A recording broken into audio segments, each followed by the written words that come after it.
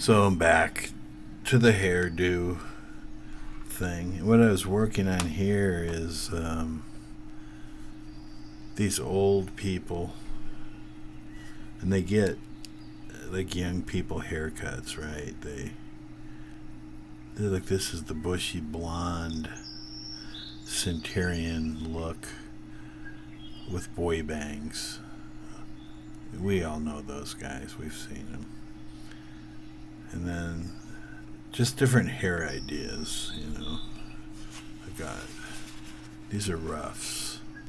This lady has animals living in her head, which is good. And then this is the machinist, which I've kind of finished. I'll show you later. And she thinks he's cool.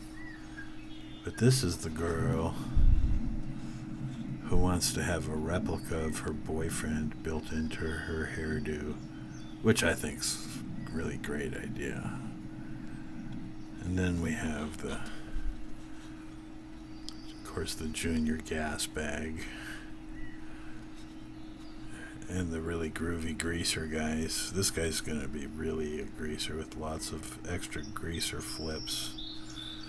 So this is more of the where the Beach Boy ended up, kind of, with the bushy surfer hair on the 77-year-old man. Imagine bleach blonde. Of course, I'm sure he's convincing a lot of people that's his natural blonde hair. And then you got the boy's regular on the man, which is popular, I think, more with politicians and evangelists and people that are trying to convince you that they're innocent boys when they're actually evil pedophiles or just bad salesmen, could be, So I'm working on this hair stuff, and of course those are people that you never see in real life. They're just, made up to be on a camera, and other than that, they're probably stored somewhere. I don't know. And these are guys with hair that makes you look like you're really hauling ass, going fast. Because I think people think you're cool if you go fast, right? So I think that's why you get those kind of cars. It's like, oh, you could haul ass, you're cool.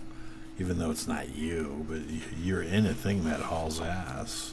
Oh, here's the machinist, that has the very square head. It's an engineered head, which is a statement and it just shows what he does for a living. It's kind of like he's hanging his sign on his head, I guess, if you will. So the hair, I've been kind of obsessing on it for a while. These are the kind of my old ideas for hairdos in an early book. And you might be thinking, what are you going to do with all this hair stuff? And I just think, well, I'm always trying to think of something popular, to do and to publish. And I've tried some other popular things, and then you research what's the most popular thing. You could do Jesus, he's popular.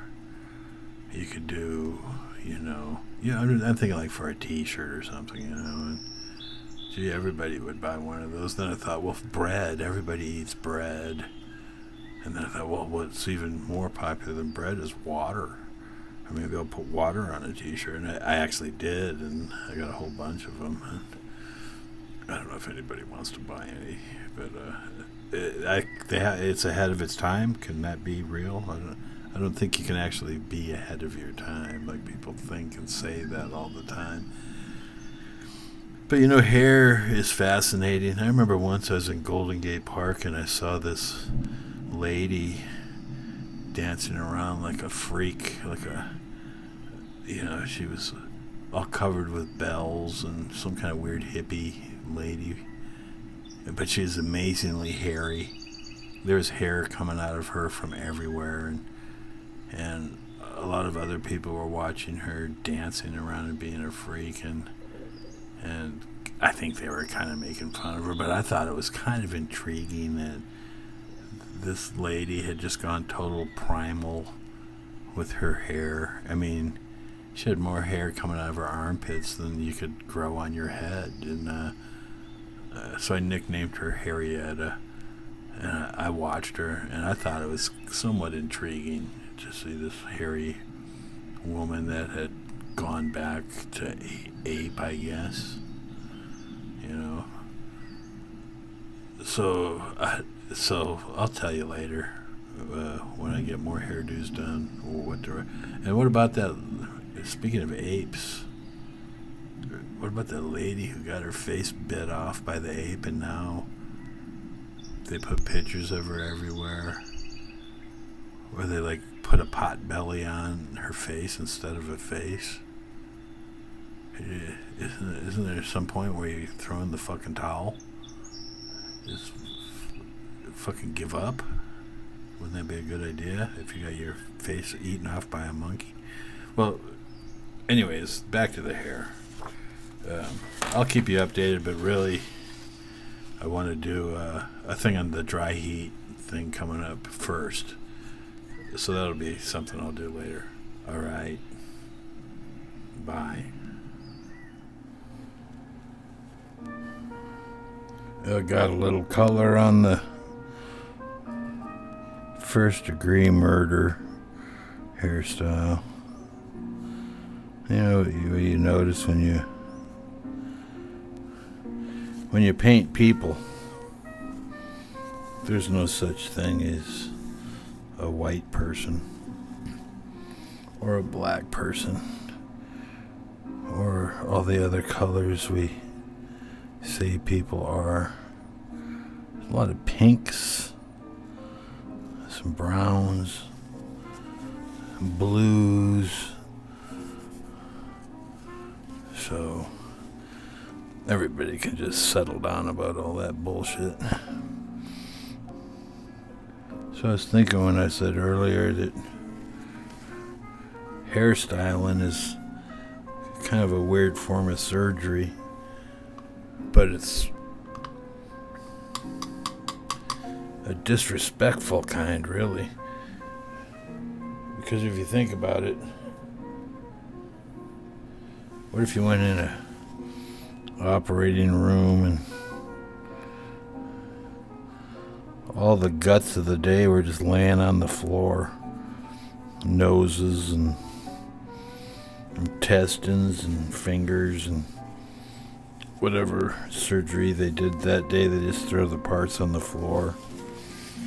Then at the end of the day, just come in and sweep it up and throw it in the trash.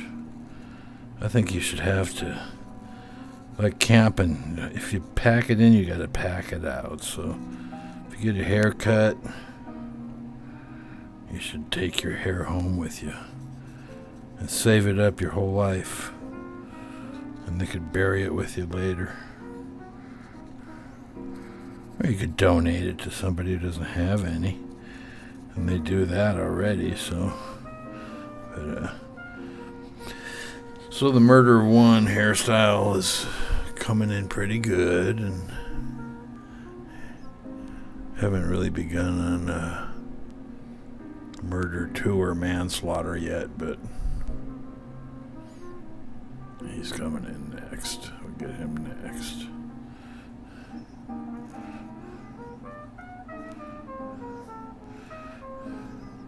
So hey, if you don't follow me here, you should, because you'll get all kinds of good information. For instance,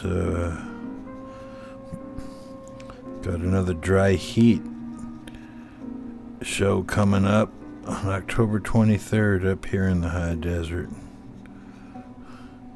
You should come. I have Sean performing our book, Dry Heat, and we'll be selling the book. It's a pretty cool book. It's a pretty awesome performance. And we're planning some other cool stuff in a very cool place.